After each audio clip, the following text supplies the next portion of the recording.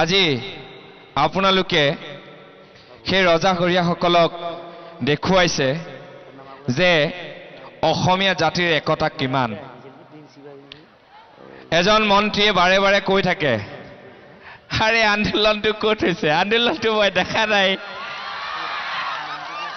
আৰে ক'ত হৈছে? দুটামান টায়াৰ জ্বলালে এইটো আন্দোলন বুলি নকয়।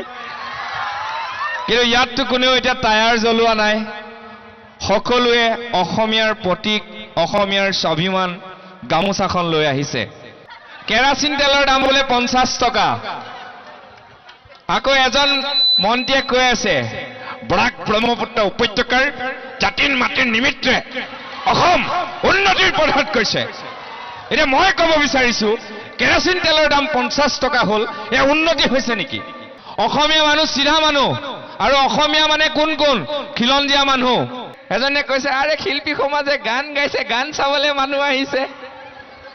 আৰে আমি কৈছো শুনক, আমি পঢ়া শুনা মানুহ, সকলো পঢ়া শুনা মানুহ, সকলোৱে বুজি পায় যে শিল্পীয়ে যেতিয়া প্ৰতিবাদ কৰে যিখন দেশত, তাতকে লাজৰ কথা নাই, লিখি থওক।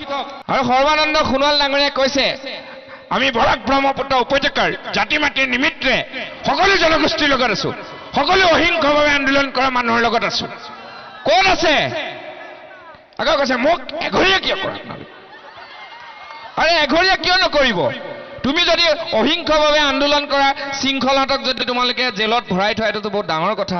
আৰু সিদিনা কোনোবা এখন মিটিঙত দেখিছো টিভিত, তেওঁলোকে কৈছে, জোৰে জোৰে কওক, জোৰে জোৰে কওক, নকলে নুশুনিব। আমাৰ কিন্তু ক'ব লগা হোৱা নাই, নিজে নিজে চাউণ্ড আহি আছে। আৰু মোৰতো মাত চাত ভাগি গৈছে, কিমান শান্তি সবদল কৰিম। সিদিনা এজনে দিছে বোলে, বিজেপিৰ ল'ৰা এজনে দিছে, প্ৰাঞ্জল বুলি, মোৰ ভাল বন্ধু।